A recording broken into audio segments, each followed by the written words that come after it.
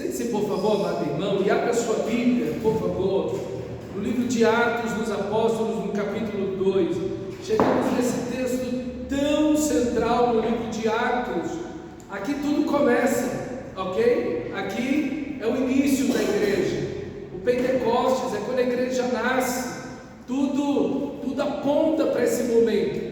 Se de fato todo o Antigo Testamento aponta para a cruz de Cristo, para esse momento da entrega do Filho de Deus naquela cruz, e também para o sepulcro vazio, para Jesus saindo, ressuscitando, vencendo a morte, o pecado, vencendo as trevas, o diabo, assim também agora há um apontamento para essa igreja que vai ser a imagem de Cristo, que vai espelhar a Cristo, que vai continuar a obra de Cristo. Então assim, tudo aponta para esse instante maravilhoso. Os evangelhos, Jesus prepara essa comunidade para esse momento, esses 12 discípulos, aqueles 70 discípulos, aqueles outros seguidores que com o passar do momento foram começando a se converter a Cristo Jesus. Essa pequena comunidade de pessoas muito simples, vários deles analfabetos, pessoas muito simples, gente da roça mesmo, do interior. Assim, essa comunidade é preparada para esse momento e ninguém vai segurar essa igreja, ok? Essa igreja será uma igreja gloriosa, como deve ser toda igreja, como diz Paulo em Efésios 5, uma comunidade cheia da glória de Deus, uma comunidade do Espírito, vivendo e resplandecendo a glória de Deus nesse mundo. Meus irmãos, como precisamos ser assim como esse texto, que essa experiência desses irmãos aqui seja a nossa experiência. Não importa quanto tempo tenha se passado, se passaram 2000 anos, não importa, essa deve ser a experiência contínua de cada cristão e de cada igreja, sermos cheios do Espírito Santo, ok? Às vezes não precisa acontecer exatamente como está aqui, do jeito que está aqui nesse texto aconteceu só em Atos 2. O Espírito Santo veio outras vezes sobre comunidades. Por exemplo, no capítulo 10, o Espírito Santo de Deus vai vir sobre os gentios, né? Cornélio, a família dele, os amigos, mas não aconteceu exatamente igual está aqui. Depois você vai ver lá no capítulo 18, lá na cidade de Éfeso, veio o Espírito Santo sobre aqueles 12 discípulos. Eles foram cheios do Espírito Santo, mas não teve nada igual o que acontece no capítulo 2, nem como acontece no capítulo 10, ok? Então a gente não pode padronizar, não dizer é assim, dessa forma, nessa caixa, e não pode ser diferente. Não, o ponto fundamental, o que é de mais importante é que você seja cheio do Espírito Santo. Não importa se o lugar vai tremer, como vai acontecer aqui no capítulo 4, não importa da forma que o Espírito de Deus quer agir, o importante é que nós sejamos cheios do Espírito Santo. Que essa seja não apenas uma leitura, uma meditação, um estudo desse texto, mas que seja a sua vida, que seja a sua busca, que seja a realidade para cada cristão dessa igreja e para cada igreja verdadeira no mundo todo, para a glória de Deus. Atos capítulo 2, versículo 1, mantenha a sua Bíblia aberta, eu vou lendo o texto e a gente vai meditando nesse texto. Quando chegou o dia de Pentecostes, estavam todos reunidos em um só lugar. De repente, veio do céu um som, como de um vento muito forte, encheu toda a casa na qual estavam sentados. Apareceram línguas de fogo que se separaram e pousaram sobre cada um deles. Todos ficaram cheios do Espírito Santo e começaram a falar em outras línguas, conforme o Espírito permitia que se expressasse. Aqui nós temos essa festa maravilhosa do Pentecostes, é uma festa altamente conectada à Páscoa.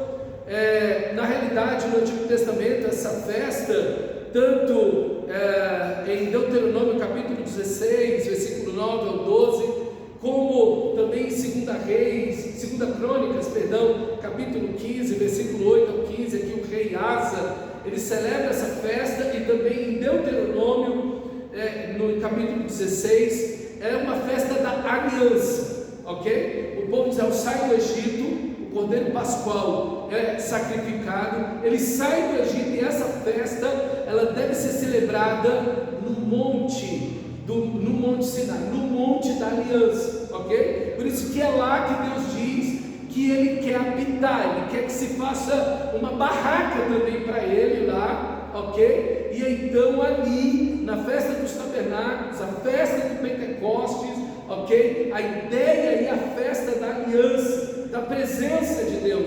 Deus vem sobre nós, Deus vem sobre o seu povo, o fruto, e Ele vai expressar justamente essa ideia. Vocês foram escravos no Egito, lembrem que vocês foram escravos no Egito, e agora vocês vão colher as bênçãos da presença de Deus. Então essas festas do Antigo Testamento, elas contam o Evangelho, a Páscoa, a morte de Jesus, o tabernáculo, a habitação de Deus no meio do seu povo amado, essa presença de Deus, a festa do Pentecostes, como essa presença que abençoa o seu povo, que aqui é a colheita, que é o melhor e o maior fruto, a pessoa do Espírito Santo. Então essas festas, elas contam a história da graça, elas contam esse amor maravilhoso de Deus. E Asa, que é o rei Asa, em 2 Crônicas 15, ele celebra essa festa como um símbolo da aliança, da renovação da aliança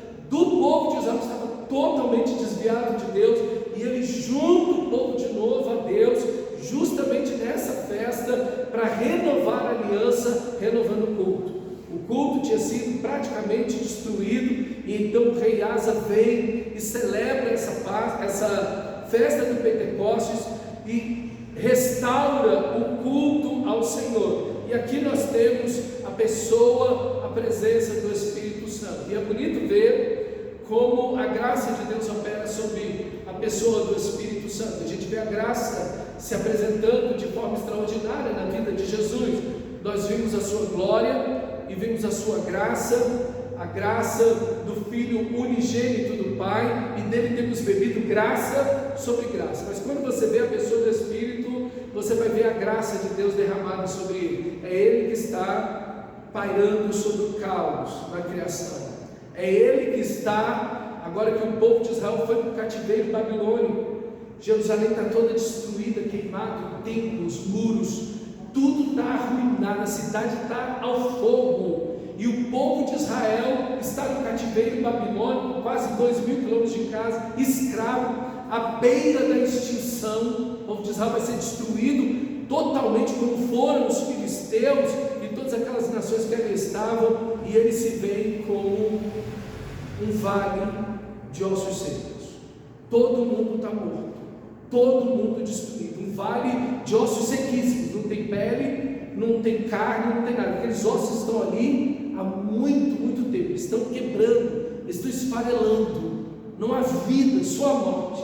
E então o texto sagrado de Ezequiel 37, esse texto belíssimo, vai dizer: então ele me disse, profetiza ao Espírito, profetiza ao Filho do Homem, diz: assim diz o Senhor Deus, vem dos 4 ventos, ó Espírito, e sopra sobre estes mortos para que vivam. Profetizei como ele me ordenara, e o Espírito entrou neles, e vieram, e viveram, e se puseram em pé um exército sobremodo poderoso. E aqui você tem a identificação do Espírito como um vento. Essa ideia vai se apresentar também no texto aqui que nós estamos vendo. Esse vento que vem soberano dos 4 ventos da terra, ele ordena todo o universo, ele é um soberano sobre tudo, e ele vem dos 4 ventos da terra e entra naquele vale e toma aqueles ossos sequíssimos. E é interessante que a ideia de profetizar, que também se encontra aqui no nosso texto, se faz presente em Ezequiel. Essa ideia de você falar, ok? De você falar a palavra de Deus, é exatamente o que Ezequiel faz, e o Espírito de Deus vem sobre aqueles ossos extremamente adolescentes, eles vivem e se tornam um exército poderoso, extremamente numeroso e poderoso. Meus irmãos, quem eram os apóstolos? Quem eram os discípulos antes do Pentecostes? Esse vale de ossos secos. O que é o povo de Israel? Aos milhares endemoniados, aos milhares vivendo sob as garras do diabo, aos milhares doentes, aos milhares oprimidos, escravizados dos romanos, escravizados, pior ainda, daquela religiosidade morta que levou Jesus à cruz, Aquilo é um vale de ossos secos. E agora você vê o caos da criação, então o Espírito Santo de Deus mudando tudo, curando tudo, dando sentido a tudo. E agora você vê o Espírito Santo sobre aquele vale de ossos secos. Não há esperança para Israel. Israel está acabado e ele vem e renova tudo. E agora você vê o povo de Israel 500 anos depois, da mesma forma, aquele vale de ossos secos, agora na religiosidade, mortos no pecado, e o Espírito de Deus agora vem para trazer vida novamente. Então o Espírito de Deus sempre se apresenta, meu irmão, em graça, sempre se apresenta em amor e misericórdia. Sua vida está um caos, você sente sua vida espiritual às ruínas, você sente sua vida espiritual morta e esfarelando. O que você precisa? Ser cheio do Espírito, buscar o Senhor. Meus irmãos, Paul Washer estava dizendo essa semana passada aqui no Brasil, ele disse: olha, a maior necessidade da igreja no mundo é orar e ler a Bíblia. Parece que é um clichê, parece que é uma coisa que todo mundo diz por dizer, mas ele estava perguntando: quanto tempo diário você passa orando a Deus? Quanto tempo todos os dias você reserva para a oração diária, secreta na sua vida? Quanto tempo? Responda isso para você mesmo. E aí você vai entender como está a sua vida espiritual. Meus irmãos, nós precisamos da presença, do poder, da habitação do Espírito Santo. O que somos nós sem o Espírito Santo? O que é a igreja sem o Espírito Santo? Não é nada, é um grupo de pessoas. É um grupo de pessoas que está em torno de alguma coisa vazia de si mesmos, menos de Cristo e da cruz, de Cristo Jesus. A igreja da Bíblia, a verdadeira igreja, é a comunidade do Espírito, porque todo aquele que é guiado pelo Espírito de Deus, esse é filho de Deus. Quem não tem o Espírito não é filho de Deus, não é salvo, não é igreja. A igreja é a comunidade do Espírito Santo. E esses discípulos que são orgulhosos, religiosos, covardes, brigando entre si, agora é um povo poderoso, numeroso, cheio do Espírito Santo. Agora é bonito você olhar no texto os símbolos bíblicos que falam da pessoa do Espírito Santo. Nesse texto que você está olhando aí, de Atos capítulo 2, veja, ele vem do céu. Ele não é o Espírito da terra, não é um espírito humano. Meus irmãos, é a igreja, não é um movimento humano. Ela tem uma parte humana, mas ela é um povo de Deus. Ele é um povo do céu e da terra. Não é um povo movido simplesmente por artimanhas humanas, mundanas. Eu achei linda a pregação do Spurgeon falando sobre essa questão. Meus irmãos, ele diz que uma igreja, quando ela começa a lançar mão de subterfúgios humanos para sobreviver, e para se tornar poderosa, e para se tornar relevante na cultura, e atraente para o mundo, e ela começa a tomar para si poderes políticos, poderes econômicos, atratividade cultural, essa igreja já morreu, porque ela não se sustenta pelo Espírito. E o que sustenta a igreja é o Espírito, é a presença do Espírito. A igreja não se move como um clube de futebol, gente. Um clube de futebol, a torcida do Flamengo, do Corinthians, são as duas maiores torcidas do Brasil, tem milhões de torcedores. Elas se movem completamente em torno daquilo que é humano, mas tem milhões de torcedores. A igreja não, ela se move pelo poder do Espírito, pela ação do Espírito. Ela não se move pelo dinheiro. O dinheiro é importante na igreja, ela ajuda a obra de Deus a avançar, mas não é o dinheiro que sustenta a igreja. A igreja sem dinheiro. A igreja não se move, meus irmãos, por questões ideológicas, por questões partidárias, por questões culturais. Não, a igreja se move pela presença e o poder do Espírito. É o Espírito de Deus que dá vida à igreja e que move a igreja, meus irmãos. Ela é a família de Deus, ela é o povo de Deus na terra. Ela não é meramente uma instituição humana. Pode ter CNPJ, estatuto, mas ela é uma instituição divina. Ela é regida pelo Espírito de Deus. E quando não é assim, ela é um escândalo para o mundo. Ela está morta. Ela não consegue fazer nada no mundo em que nós nos encontramos, meus irmãos. Absolutamente não. A igreja avança no poder do Espírito Santo. O que as armas, as carruagens, os cavalos e o maior exército do mundo, do Egito, pôde fazer contra as trevas que Deus lançou sobre a terra, contra os gafanhotos, contra o mar, o rio que se torna em sangue, contra os piolhos e as moscas, contra a chuva de granizo que caiu. O que esse exército pode fazer? Absolutamente nada. Meus irmãos, as armas da nossa milícia, da nossa batalha não são carnais, elas são poderosas em Deus. Em Deus. A igreja é relevante quando ela é cheia do Espírito. Se o Espírito Santo de Deus não vem sobre esse grupo de 120 irmãos aqui, eles não são nada, eles não fazem diferença nenhuma. Eles iam ficar unidos lá, reunidos naquele salão, iam se dispersar por causa do tempo que se passava, semanas, meses, talvez alguns anos, e acabou, não existe mais nada. Sem a presença do Espírito de Deus, sem a ação direta de Deus do céu sobre nós não somos nada. Nós deixamos de existir, nós acabamos, nós somos infrutíferos nesse mundo.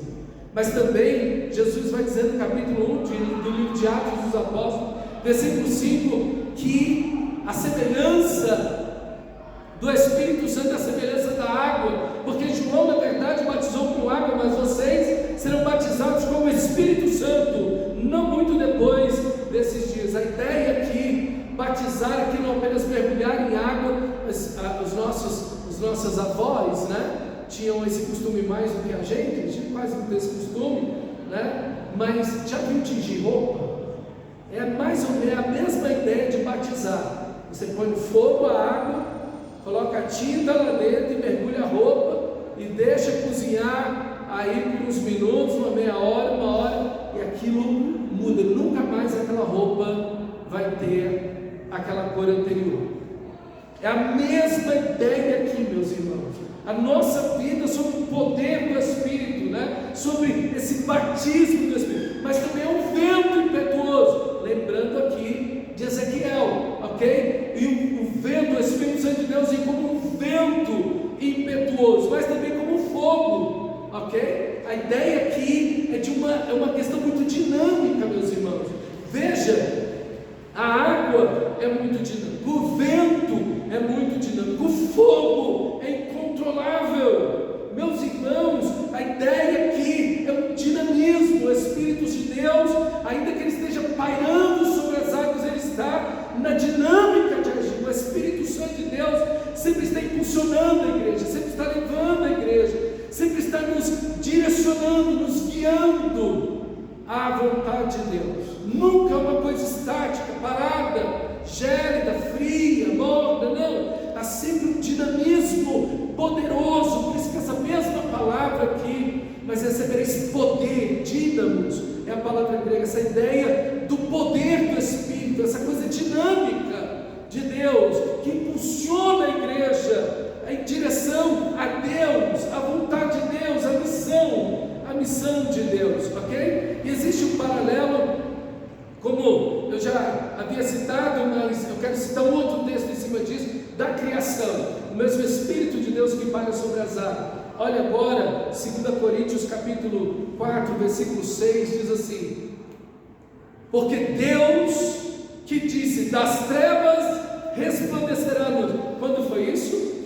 Justamente na criação. E disse Deus, haja luz.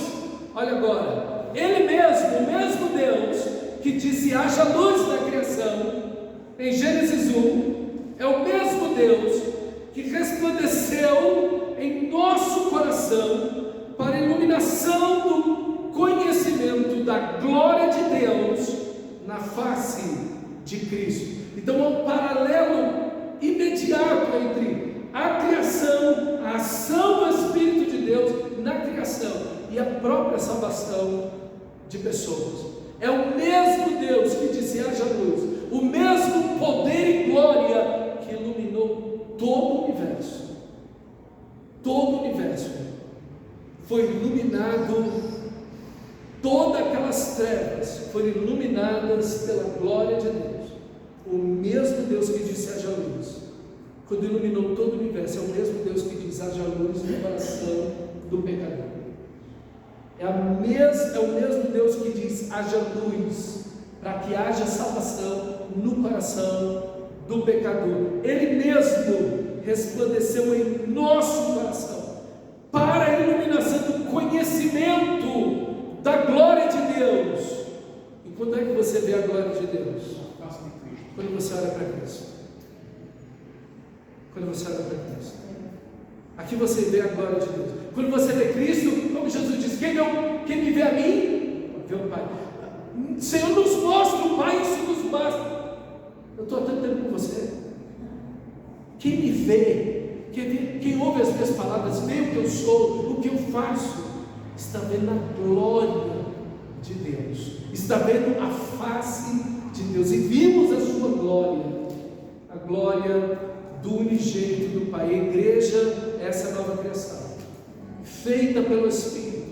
A igreja é a nova humanidade, assim como Deus lá naquele vale de ossos secos recria um novo povo de Israel ali, apontando obviamente para a igreja de forma plena. Assim a igreja é retirada do mundo para ser a nova humanidade de Deus, criada em Cristo Jesus. E aí Tito é maravilhoso, Tito 2,14: Jesus Cristo se entregou por nós, a fim de remir-nos de toda iniquidade e purificar para si mesmo, nós pertencemos a Ele, e para purificar para si mesmo um povo exclusivamente seu, zeloso de boas obras. Pode conectar com João 1,5 também? Sim, mesma ideia. Luz, Isso. brilha nas trevas, e as trevas não derrotaram. Sim, justamente isso. Todos são iluminados, uns para condenação e outros para salvação, mas todos vêm a sua glória. E é o Espírito de Deus que faz isso. E é interessante como os sentidos, agora volta para Atos 2, como os sentidos são percebidos, como nós percebemos o Espírito de Deus. A gente olha para o texto, às vezes não repara nisso, mas é bonito quando a gente olha para o texto para reparar isso. Veja, o Pentecoste ele não atinge só seu Espírito, ele atinge todo o seu ser. Primeiro, o que aconteceu? Eles ouviram o som de um vento impetuoso. Eles sentiram esse vento impetuoso entrando no recinto. Então, eles ouviram, eles sentiram com o corpo, eles viram as línguas como de fogo, pousando uma sobre cada um deles. Eles entenderam o que estava acontecendo, que aquilo era o que Jesus havia prometido. Eles falaram nos idiomas das pessoas que estavam em Jerusalém naquele momento. Eles anunciaram a vontade de Deus, a glória de Deus, a salvação de Deus, mas eles também foram transformados. Veja, o Pentecoste tomou eles como inteiro, tomou o Espírito. a alma, o corpo, transformando a vida deles. Nunca mais eles seriam os mesmos. Então, quando o Espírito Santo de Deus, ele envolve a gente como um todo, envolve o nosso espírito, envolve a nossa mente, a nossa razão, as nossas emoções, ele envolve o nosso corpo, todo o nosso ser é envolvido pela presença, pelo poder, pela plenitude do Espírito Santo. Não é algo estático, não é algo parado, gélido. Eu estou cheio do Espírito, eu estou transbordando, estou aqui que não estou me aguentando. Não é assim. A nossa vida inteira é tomada, meus irmãos. As emoções são envolvidas. Eu acho totalmente errado esse negócio das pessoas não reprimem emoção. Não pode ter nenhuma emoção. Não, as emoções vêm, as lágrimas vêm aos olhos, a alegria pulsa no coração, os lábios se abrem, dão glória a Deus. Há uma vibração, algo extremamente poderoso que vem sobre nós, mas não há uma falta de razão.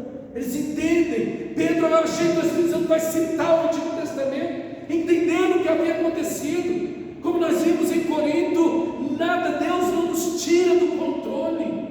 Veja a plenitude do Espírito, é um equilíbrio fantástico. O nosso espírito é vivificado, nossa alma é transformada à imagem de Cristo, o nosso corpo é tocado por Deus, todo o nosso ser é envolvido aqui nessa plenitude do Espírito. Que coisa bela, irmão! É essa presença do Espírito Santo de Deus em nós. Nós precisamos ser cheios do Espírito Santo. Ninguém pode compartilhar uma fé morta. Olha, Deus, Cristo morreu naquela cruz por você. Não, precisa ser algo que pulse no meu coração, precisa ser algo que encha a minha alma. Eles falam com intrepidez, com ousadia. Meus irmãos, é desembaraço, as palavras fluem, o coração pulsa, é algo vibrante, é algo que toma a nossa mente, o nosso corpo, todo o nosso ser, é tomado por aquilo. A gente nunca pode pregar, adorar, louvar, anunciar o Evangelho, comunicar a graça de Deus de forma fria. Gente, isso é um pecado, aquela coisa morna, meio aqui, meio lá. Não, isso é ter pecado, meus irmãos.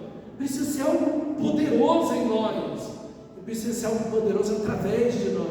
Porque a gente às vezes vibra tanto, é tão tenaz para falar de tanto assunto bobo, às vezes até alguns importantes, mas que são transitórios.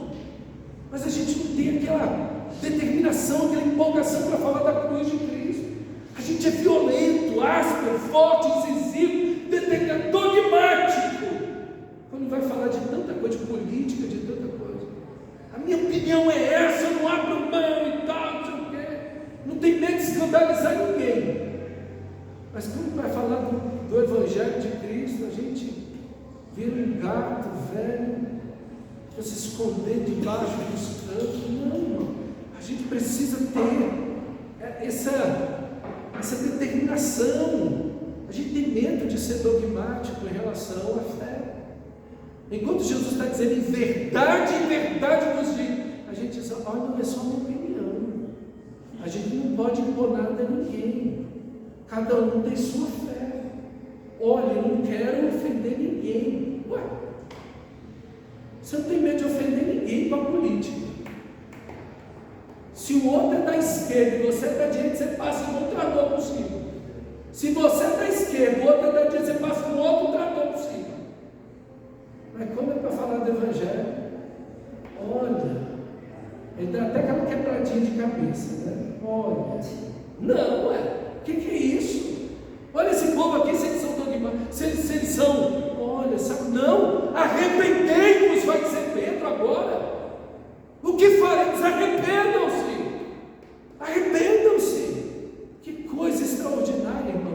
O Espírito de Deus, quando vem sobre uma igreja, é extraordinário. Quando vem sobre um cristão, ele é amoroso, ele é equilibrado, ele não é também uma pessoa extremada, ao mesmo tempo que é um dogma, que é uma certeza, que é uma convicção, há muito amor, muita compaixão, misericórdia das pessoas, um equilíbrio maravilhoso. Que Deus nos leve a isso, irmão. Que o Espírito de Deus nos leve a isso. Mas olha o nosso texto. O nosso texto traz essa expressão: ao cumprir-se o dia de Pentecoste, estavam todos reunidos no mesmo lugar. De repente, e isso é maravilhoso. Não é no meu tempo, não é no meu timer, não é no teu, não dá para marcar. Hoje vai ser o derramamento do Espírito Santo. Não dá para ser assim. O Espírito Santo não pode ser domesticado. Não é o gato, não é o cachorro lá de sua casa. Você ensinou a dar uma voltinha para receber comida. Não. Aqui está a soberania de Deus. O que você tem que fazer? Obedeça a Jesus. Se prepare. Todos estavam unânimes, reunidos em oração. Capítulo 1, versículo 14. Todos estavam juntos, como Jesus disse. Não saiam de Jerusalém, ficaram lá. Obedeçam ao Senhor. Mas é Ele que dá o comando. É Ele que vem sobre nós. A gente não marca data. Hoje é o culto da unção. Já está errado. Você não determina nada. Você não tem esse poder. De repente, e eles estavam assentados. Ninguém estava orando nesse momento. Os judeus não oravam sentados. Ou eles oravam em pé, eles oravam ajoelhados. Nesse momento, está todo mundo comendo ou batendo palma. Eles estão na farofa. Eles estavam reunidos unânimes em oração. Mas no momento do Pentecostes, eles não estão orando. Porque eles não oravam nem sentados, eles oravam em pé ou de joelho. Nesse momento, e aqui Deus quebra tudo. A gente acha que vai, oh meu Deus, eu tenho que contar os pecados para a gente poder aprender. Que a gente aprende com o certo, mas também com o errado. Quem quer receber o Espírito Santo vem aqui na frente. Quem está lá primeiro? Novo convertido, adolescente, cheio do gás. E agora você vai falar glória até rolar esse negócio. E a gente está lá na frente, tem um monte de gente, e os pastores impondo as mãos. Fala glória, irmão, fala glória. A gente glória. Perdi o fôlego e glória. E nada. E eu falei glória há muito tempo na minha vida. Glória a Deus. Foi uma glória sem razão, né? Aí foi bem a glória a Deus. A parte boa da glória a Deus aí foi a boa intenção de querer ser cheio do Espírito, né? Mas a ignorância é terrível, né? Então, irmãos, não é assim. O Espírito Santo de Deus, o vento sopra aonde quer. Ouves a sua voz. Ninguém sabe de onde ele vem. Também ninguém sabe para onde ele vai. É Ele que ordena as coisas. Ele é um vento impetuoso. Ele é um fogo que avança. Meus irmãos, é Ele que determina. Pastor, então como eu posso ser cheio do Espírito? E a ordem, cheios do Espírito. Isso, fica pronto. Porque o verbo ali está no passivo, imperativo passivo. Ele te dá a ordem que você não pode cumprir. Você é ordenado a ser cheio, mas o verbo está no passivo. É Deus que te enche.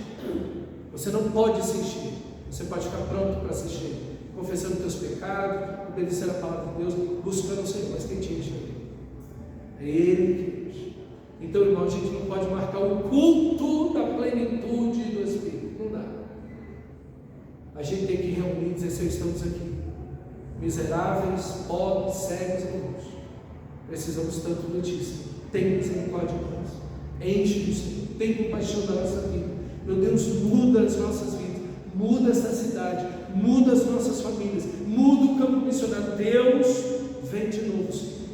Os ossos secos estão aqui. Precisamos de Ti, Senhor, para sermos um exército poderoso no poder do Teu Espírito. Aí Deus vem sobre nós. Quando, como, da forma. Ninguém tem que dizer: olha, vai ser assim, dentro dessa caixa, desse caixote, nesse momento, nessa hora. Não funciona assim. Ok? Então, irmãos, o texto segue e diz: em línguas como de fogo. E aqui o dom declara a missão de Deus. Línguas como de fogo, como nós vimos agora em 1 Coríntios, são idiomas que são falados, não é glossolalia, aquelas palavras que não tem sentido nenhum e que não é nada, é só gente enlouquecida falando, aquilo não tem nada a ver, ok? Aquilo lá não tem nada a ver com o dom do Espírito Santo. Você nunca vai ver o dom do Espírito Santo, como nós vimos, o dom de línguas em 1 Coríntios, como glossolalia, gente que está falando palavras sem sentido, sem pé e cabeça. Isso não tem nada de Deus, ok? Dizer que não existe esse negócio de língua estranha, não existe. Não. Então aquele avivamento da rua Azusa, nos Estados Unidos, início do século XX. Não era glossonarismo? Glossolaria. No primeiro momento, não. O que acontece? Quando o dom de línguas é dado, são idiomas. Obviamente são idiomas que nós não conhecemos. Não são os nossos idiomas. E qual o propósito de dar o idioma? Aí você tem que ver o texto todo. O texto todo vai te mostrar por que Deus dá o dom de línguas. E por que o dom de línguas, como nós vimos em 1 Coríntios, não pode ser falado na igreja, a não ser que tenha interpretação, lembra? Só pode ser falado na igreja se tiver interpretação. Porque se não tem interpretação, você fala com você mesmo e Deus. E só você é edificado. Sem a interpretação, porque não é um idioma nosso, é uma coisa que qualquer incrédulo que entrar aqui vai dizer, está todo mundo louco nesse lugar, ok? Mas aquele que profetiza fala aos homens, ele declara a palavra de Deus e a pessoa entende. Então você vai ver nesse texto tanto o dom de línguas quanto o dom de profecia. Você vai ver o dom de línguas e todo mundo que está ali, que são várias pessoas de várias nações, de debaixo do céu, que estão em Jerusalém, como os ouvimos falar as maravilhas de Deus em nossa língua materna. Está vendo? Eles estão falando idiomas, eles não estão falando glossolalia. Glossolalia não é de Deus, glossolalia não é dom do Espírito. Isso é doideira dessa gente por aí. Biblicamente não tem nada disso. O dom de línguas, ele é dado para que a missão seja cumprida. Eles ouviram falar no idioma deles a Cristo Jesus. Nós os ouvimos falar na nossa língua materna. Então o dom de línguas, ele responde à missão de Deus, uma família de todas as nações. Por isso, Atos 1:8, sereis minhas testemunhas, Jerusalém, Judeia, Samaria, até os confins da terra. E a mesma coisa o dom de línguas, falar as maravilhas de Deus a todas as nações da terra, até os confins da terra. Por isso que, se o dom de línguas você tem, Deus te deu, Ele não quer que você esqueça da missão que Deus tem na sua vida, de pregar o Evangelho. E você não pode usá-lo na igreja, a não ser que tenha interpretação, para que ninguém pense que a igreja é um bando, é um hospício, onde está todo mundo doido falando coisas que ninguém entende. Ok? É isso que Paulo fala em 1 Coríntios, como nós vimos. Ok? Então, mas não quer dizer que porque a pessoa está falando línguas e eu não conheço, porque existem idiomas e existem dialetos.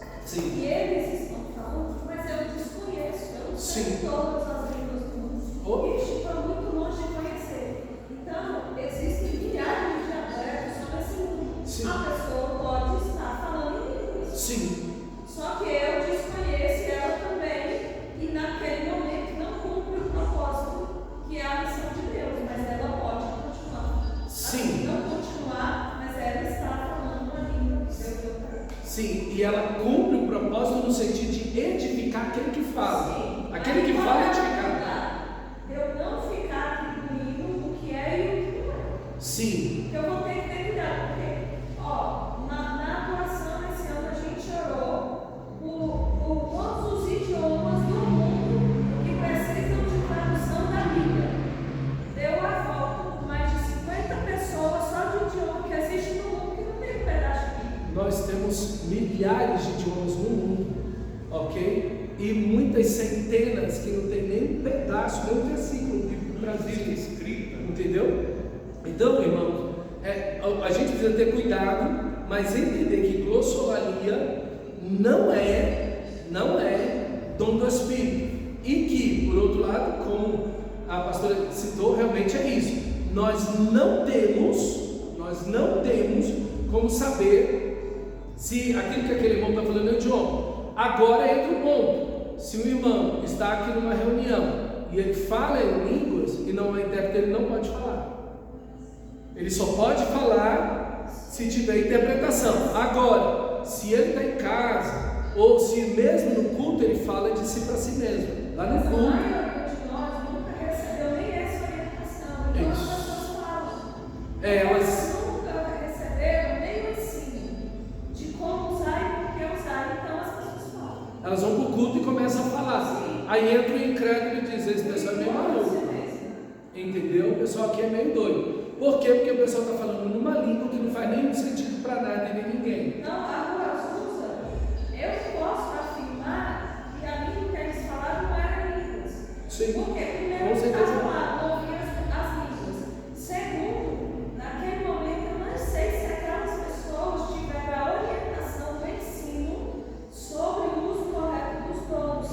Então eles fizeram o que eles acharam que era certo. Sim, e aqui a Bíblia, é por isso que a gente sempre precisa voltar para as Escrituras, porque a Bíblia norteia a gente, ela orienta a gente o que fazer, ela nos dá os parâmetros de Deus daquilo que é certo e daquilo que é errado, ok? Por isso que a gente sempre tem que voltar para as Escrituras Sagradas, para saber o que fazer naquela situação, ok? Sempre, porque é ela que vai nortear a gente. Então eles recebem essas línguas que apontam para a missão, todos ficam cheios do Espírito. Essa ideia de ficar cheio do Espírito, agora eles são a habitação do Espírito. O Espírito de Deus habita em cada um, em cada cristão, habita neles como corpo, como comunidade, habita neles individualmente. Cada um agora está selado pelo Espírito Santo, pertence a Deus, ok? É aqui que eles nascem de novo. É nesse momento que há um novo nascimento, porque é no momento do novo nascimento que você é batizado no Espírito. Receber poder do Espírito você vai receber a sua vida inteira, e deve, mas você é batizado no Espírito, você recebe o Espírito, você é inserido no corpo de Cristo, no momento que o Espírito de Deus habitou em você e te fez nascer de novo, ok? É nesse momento que você é batizado no Espírito. Então todo verdadeiro cristão é batizado no Espírito. Receber o poder do Espírito, receber dons do Espírito, pode vir em outros momentos também, mas no momento que Deus salvou você, você foi batizado, você recebeu, você foi selado pelo Espírito de Deus. E a partir daquele momento Ele vai interceder por você, Ele vai assistir você nas suas fraquezas, Ele vai guiar você a toda a verdade, ok? Então a habitação do Espírito, a vida do Espírito em nós, ok? E aqui, depois eu posso postar lá no WhatsApp para vocês verem a dimensão do Pentecoste, desde Jerusalém até as partes e as pessoas que estavam em Jerusalém, de onde elas vieram, do mundo grego, ok? Até de Roma, um lugar mais longe aqui, também do norte da África, da Arábia, já no Império Parto, ok? Parto já bem distante também, para lá da Babilônia, o pessoal da Ásia Menor, enfim, do Egito, de várias partes circunvizinhantes ali, de Jerusalém, da Judéia, mas bem distantes, 2-3 mil quilômetros de distância, vieram pessoas para o Pentecostes, ok? Era o que acontecia normalmente. E aqui entra a estratégia de Deus, porque Ele espera até o Pentecostes. Então veja que eles são capacitados, eles recebem o Espírito Santo, todos são cheios do Espírito Santo, eles têm a missão. Olha o versículo 4, e começaram a falar em outras línguas, conforme o Espírito permitia que eles expressassem. Essa é a missão, falar o Evangelho. Mas olha a estratégia, versículo 5: havia em Jerusalém judeus piedosos, que procediam de todas as nações do mundo. A lista que está aqui não é uma lista completa, tá? A lista que você vai ver aqui abaixo não é uma lista exaustiva, não falo de todo, não. Aqui você tem de um modo amplo as pessoas dos principais locais, mas você atinge de outras partes ainda, ok? A ponto do texto dizer que procediu de todas as nações do mundo, ouvindo o som, ajuntou-se uma multidão que ficou perplexa, pois cada um os ouvia falar em seu próprio idioma. Está vendo aí o propósito do dom de línguas? O dom de línguas é o dom que nos lembra a nossa missão, de que sempre temos que pregar o Evangelho até os confins da terra. Versículo 7: atônitos e maravilhados perguntaram: não são galileus todos esses que estão falando? Então, como os ouvimos, cada um de nós, na nossa língua materna? Pardos, medos e elamitas, habitantes da Mesopotâmia, da Judéia e da Capadócia, do Ponto e da província da Ásia, da Frígia e da Panfília, do Egito e das partes da Líbia, próximas a Cirene, já lá no norte participando lá já do Nordeste, já da África, ok? Aí aquele sirineu que carregou a cruz é justamente esse lugar de Cirene, lá na Líbia, ok? Visitantes vindos de Roma, já do mais longínquo aqui lá já de Roma, já lá na Europa, ok? Tanto judeus como convertidos ao judaísmo, cretenses da ilha de Creta, ok? E árabes, que já mais ao sul, lá onde houve, um pouco mais abaixo da onde houve o Monte Sinai, a apresentação da lei. Veja a abrangência, nós os ouvimos declarar as maravilhas de Deus na nossa própria língua. Então, veja, o Espírito Santo capacita, derramando-se sobre a igreja, dando a eles a missão, falar as maravilhas de Deus na língua materna do povo. Mas olha a estratégia do Espírito: ele espera o dia de Pentecostes, o dia em que o local está mais cheio, Jerusalém está mais cheio, com a maior quantidade de pessoas vindas de todas as nações de debaixo do céu, para que no momento ideal a igreja, recebendo o Espírito Santo,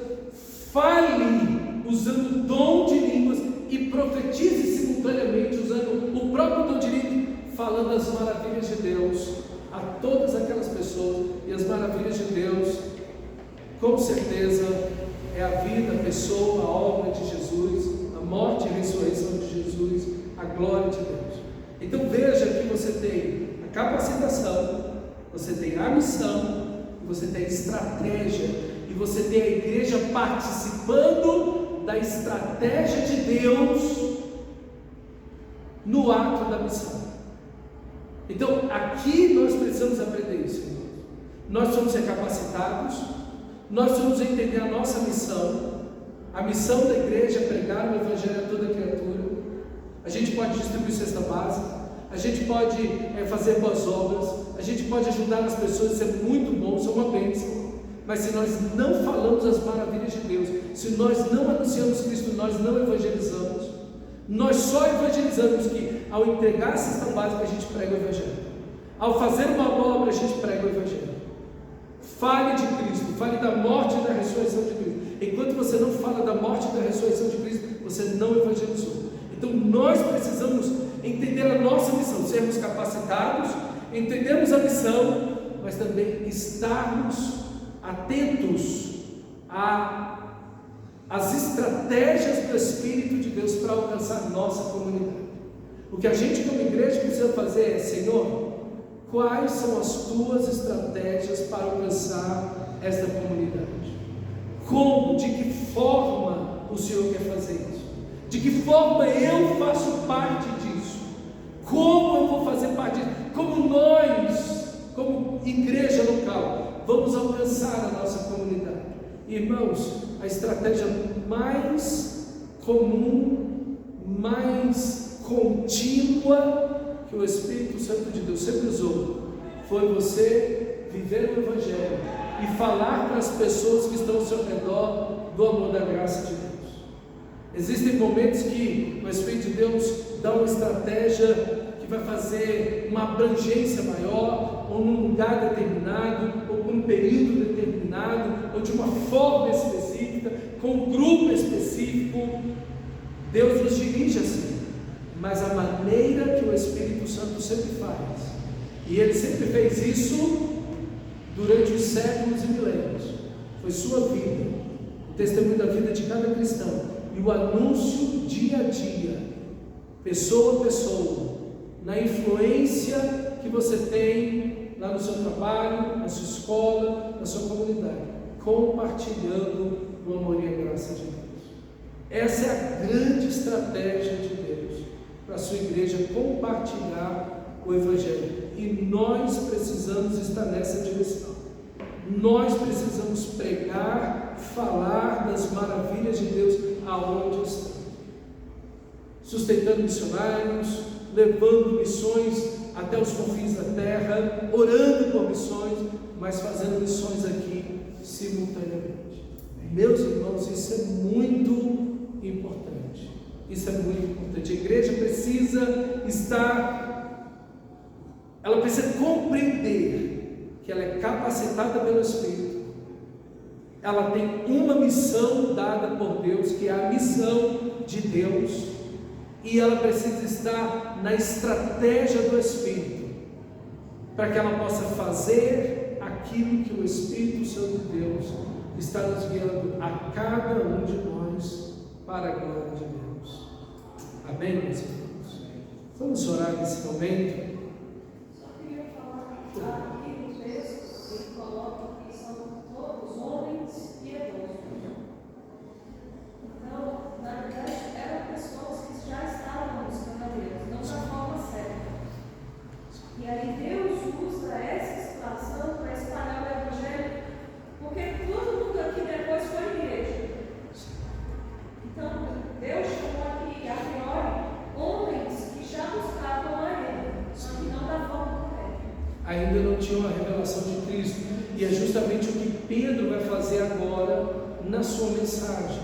Ele vai pregar a Cristo para essas pessoas, ele vai levar Cristo e a ressurreição de Cristo, ok? Falando das profecias do Antigo Testamento, especialmente de Davi, que ele vai usar 2 vezes textos que Davi citou para mostrar a ressurreição e a nova vida em Cristo. Porque às vezes tem muita gente que está nas religiões, mas está enganado. Sim. Está no caminho e não está. Sim. Esses homens piedosos eram judeus. Judeus Que moravam em outras nações. Sim, ou prosélitos, que são pessoas que eram de outras culturas, outras nações, mas que haviam se convertido ao judaísmo, entendendo que só há um Deus verdadeiro, como a história do Antigo Testamento conta. Eles entenderam o conceito bíblico de que há um só Deus, Yahweh, que é o Senhor, também chamado de Javé, né, no Antigo Testamento, e que eles se juntaram à religião do judaísmo, ok? E agora, por isso que Paulo, ele sempre vai, quando ele vai para uma cidade ou para um local, ele sempre vai procurar esses homens piedosos. Ele não vai pregar diretamente para o povão, ele vai na sinagoga. Por quê? Porque lá as pessoas já estão buscando a Deus e eles já têm a esperança do Messias. E Paulo vai lá e mostra para eles que Jesus é o Messias. Então, esse é o evangelismo do tipo A. É aquele evangelismo para a pessoa que já tem o coração aberto. Ele já tem uma certa piedade no seu coração, uma inclinação a entender o Evangelho. É grato quando você prega o Evangelho, diz que está orando por ele. Compartilhe o Evangelho com essa pessoa. Comece com essas pessoas a compartilhar o Evangelho com elas, mostrando a salvação, a morte e a ressurreição de Cristo, orando por essas pessoas. Mas depois você deve ir também àqueles que são incrédulos do tipo B, que são aquelas pessoas que às vezes são muito resistentes, não vêm na igreja, às vezes vai no piquenique, mas não vem na igreja, vai no churrasco, mas não vem na igreja. Então a gente cria meios também para compartilhar o Evangelho com essas pessoas. Às vezes é ateu, é agnóstico, ou tem uma aversão muito grande ao cristianismo, à igreja, ok? Então essas pessoas nós também levamos o Evangelho a elas, às vezes com estratégias um pouco diferentes, mas compartilhamos o Evangelho. Geralmente essas pessoas são tocadas no seu trabalho, pelo seu testemunho. Você é um crente, ele sabe, e o seu testemunho fala alto para aquela pessoa. O seu testemunho, o cara fala: olha, eu não gosto da igreja, eu não gosto desses crentes, mas aquele crente ali, é alguém que eu admiro como pessoa, como cidadão, como trabalhador. Lá no trabalho é o cara que é a pessoa que melhor trabalha lá, é o cara mais honesto do lugar. Então isso toca o coração daquele incrédulo mais duro. É a sua vida, as suas palavras, as suas atitudes. Isso muda o coração dessas pessoas, ok? Então, como eu disse para vocês, a grande estratégia, e é a estratégia que o próprio Senhor Jesus deu para a gente, que é a essência da lição: sereis minhas testemunhas. E você vai pregar o Evangelho em Jerusalém, Judeia e Samaria, até os confins da terra, e de pregar o Evangelho a toda criatura. Então, esses dois pontos, viver o Evangelho, ser testemunha, e pregar o Evangelho, uma vida coerente com as palavras, é o poder da igreja. Quando você quando você lê a história da igreja, a igreja pouquíssimas vezes fez eventos, pouquíssimas vezes fez eventos. Era a vida desse povo e a mensagem de amor. Eles serviam em amor. Às vezes chegava lá um navio na cidade, cheio de presos. A igreja ia e eles estavam de passagem, então eles tiravam os presos do navio e colocavam no cárcere, na prisão daquela cidade, às vezes para passar uma semana ali, reabastecer, alimentar, fazer alguma coisa ali. A igreja fazia o quê? A igreja ia para dentro da prisão, levava comida, levava roupa, ia cuidar dos doentes, dos enfermos, dar comida para aqueles presos e pregar o Evangelho. O capitão do barco olhava para aquilo e os marinheiros: o que essa gente está ajudando esse bando de gente ruim assim? E aqueles marinheiros ouviam o Evangelho, o capitão ouviu o Evangelho e os presos ouviam o Evangelho. E viam a ação de amor daquela igreja em favor daquela gente que ninguém queria. Ninguém queria aquela gente, mas a igreja ela abençoou. É isso, irmãos, é essa atitude da igreja, de amor, de bondade, que a gente precisa ter. E a gente deve fazer isso dentro de casa. A gente tem que fazer isso para com as nossas famílias. A gente tem que fazer isso com os nossos vizinhos. A gente precisa fazer isso na nossa comunidade. A gente não pode esperar um evento extraordinário, não. É esse ato de bondade diário, contínuo que você faz com a sua família, com as pessoas que estão perto de você. E isso vai mostrando para elas como você tem o amor de Deus. E não apenas fala do amor de Deus, mas esse amor está no seu coração. Vamos orar ao Senhor nesse momento e pedir ao Senhor: Senhor, nos dá um Pentecostes, nos enche